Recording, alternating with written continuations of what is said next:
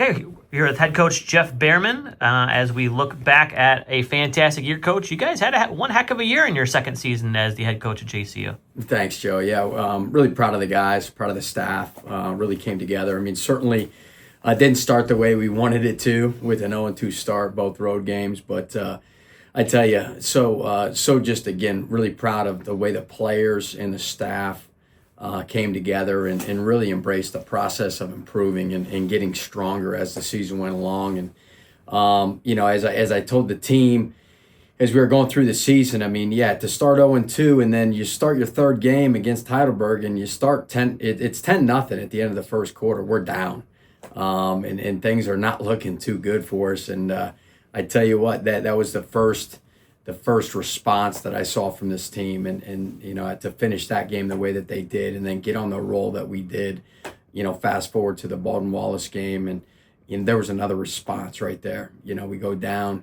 under 2 minutes, we're down and we have to drive the field and score. That was a response. And then the defense has to respond on the last play of the game to come out of there with that victory, which always good to keep the goal ball here in University Heights. So that was good. And then as you look at the rest of the season, just to come out there and I felt like we were really hitting our stride. I felt like that BW game really kind of catapulted us to kind of start playing our best football and really put the put the best games together. We hadn't really played our best full game, I would say, until it was probably Marietta. I think we gave up some scores at the end there, but that was a huge game, and to respond in that manner, knowing, hey, we win and we're in, was huge. And I think it really showed their resilience and how they came together throughout the entire season.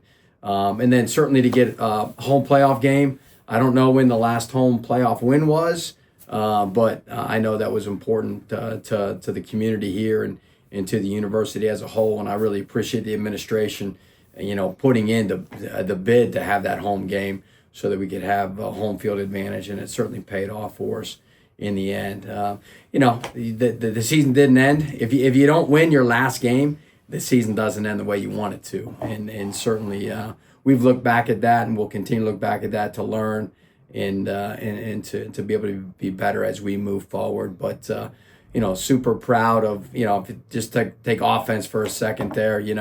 We had some tremendous individual accomplishments throughout the season with Matt Rather being the back-to-back Ken Weibel Offensive Lineman of the Year in the OAC. It's a humongous honor, and to be back-to-back for that, it was awesome. Not only was he the Lineman of the Year in the OAC, he was the Remington Award winner for Division III, which I didn't even know it existed until Joe Ginley sent it to us, where he was the Division III Center of the Year in the nation. So the Remington Award goes to the best center in the FBS, and then they have one for the FCS Division II and Division III, and Matt was honored with that. In fact, he'll be in Nebraska at the banquet here this weekend to be honored for that, which is pretty awesome. And then you got Tyron Montgomery, who broke the school record for touchdown receptions in a season, and he was the Ed Sherman wide receiver of the year in the OAC. Huge honor for him and for the program. And then get a guy like Nick Semptonfelt, who comes in here, learns an offense as quickly as he did, and sets school records for completion percentage. I think he finished second in the country in that category, and then also set a record for pass efficiency in the school record, and then also I think he finished third in the country for that. So it's exciting to have him back for another year. But overall, just really proud. Those are just some of the highlights of guys that set records there offensively, and then defensively. They learned a whole brand new system this year. It started slow, but they really came together. And I think the senior leadership on that side of the ball really galvanized that side, and being led by Tyler Timmons, who was an all-conference, first-team all-conference player, led the team in tackles, two-time captain as well, which doesn't happen all that often, and two-time captain. So really grateful for Ty to come back and do his fifth year here with us. But guys like Jacob Huffnagel starting for the second year in a row, second team all-conference player, as well as Lamar Thomas starting for his second year in a row.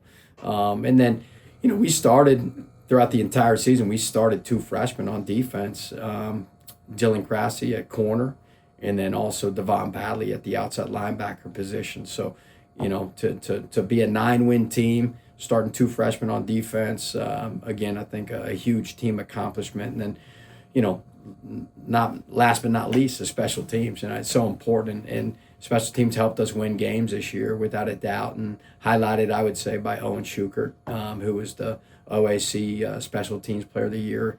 Did our kickoff duties and then also did our punting as well. So for him to be honored for that was remarkable. And we do our own charting of special teams for the OAC and the power rankings of the OAC, and we finished first in the conference in terms of special teams play when you rank them all together. So again, kudos to Joey Bates and the rest of the staff that help out with the special teams. So that was really, really good.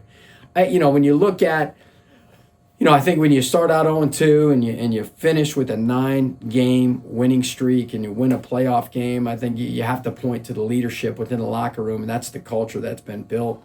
I've always said, like, hey, I can stand up in front of you as players and tell you what I want our culture to look like and how we should act and react to one another and interact with one another, but they ultimately have to do it. And we have 3 pillars here that we really try to emphasize, and that's family, trust, and commitment. And we take the word family, and it's an acronym for us. Forget about me, I love you. I didn't make it up, but it resonates with who I am. And it goes right along with the fabric of John Carroll University, right? It's about putting others before ourselves, and that's what that acronym really talks about. And the great teams I've ever been a part of in my coaching career here as a player at John Carroll, they were family. They loved each other. They were honest with each other. They valued one another.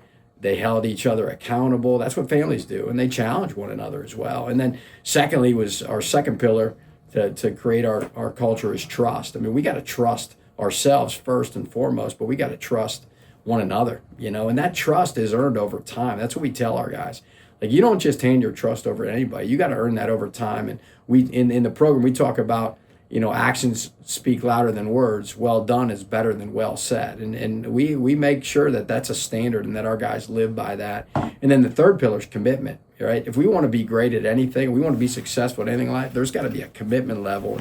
That commitment level has got to be, to ourselves, to one another, and to this program. And when you commit to that and to the process of being the best you can possibly be, that commitment and that trust within the program really leads to the ability to have a family atmosphere.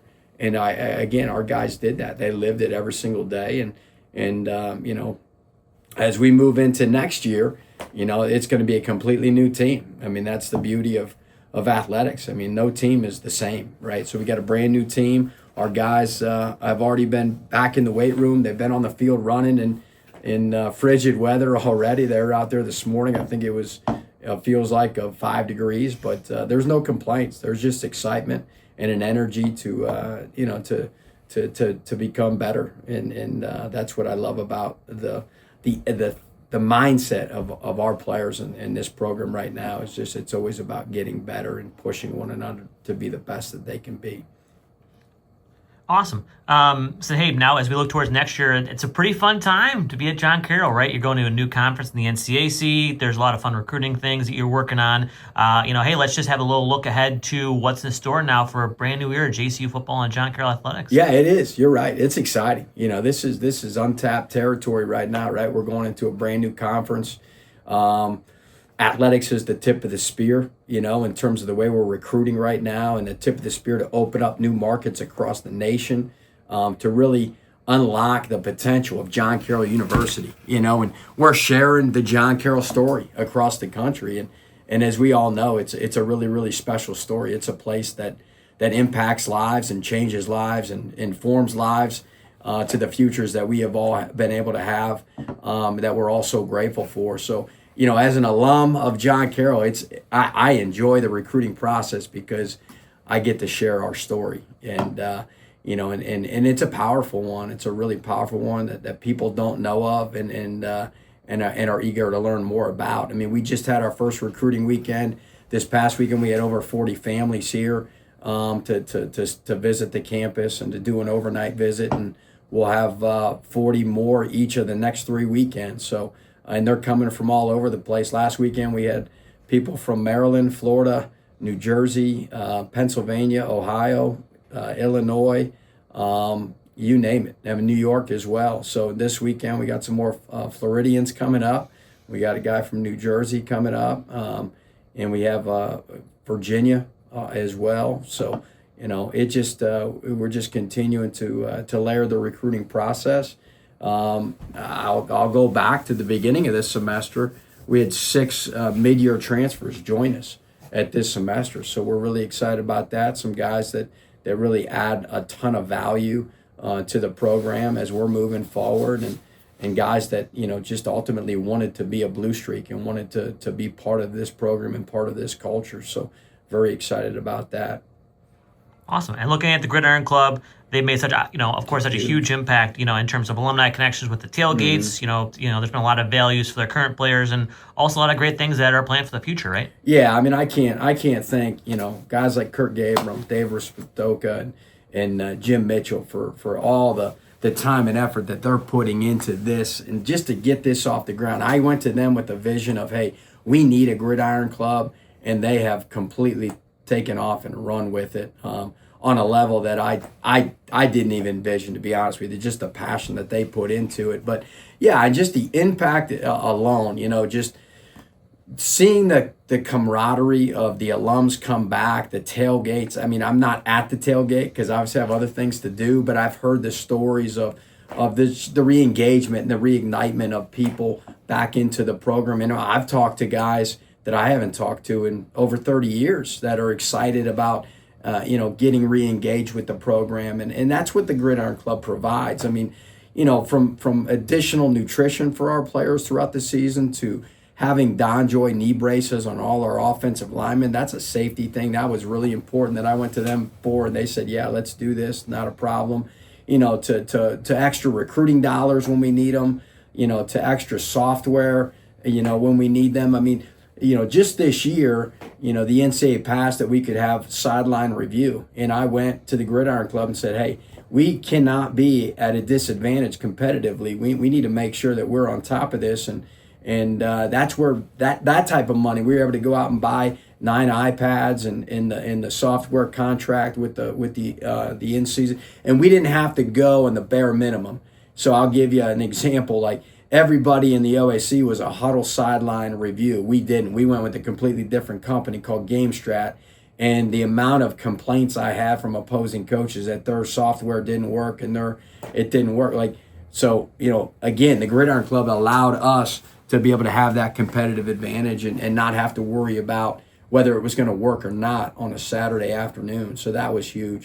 To just gear, right? Just the overall gear. I made it a point. I didn't want our players to have to buy T-shirts, shorts, sweats, travel suits. I know in the past that those were mandatory items in a team store they had to buy, but no, we've been able to use Gridiron funds to every player is equipped with 2 pairs of shorts, 2 short sleeve T-shirts, a long sleeve T-shirt, a full sweatsuit for practice, and then a travel suit. For when we travel, and they keep that. They don't give that back. So again, just little things like that go a big way. I mean, it's trying to run this program as close to a Division I program as we can on a Division III budget, and that's why the Gridiron Club, has such an impact for the players and the experience that they have. Awesome. Well, that's been fantastic. Thank you, Coach. Appreciate your time. Thanks, Joe.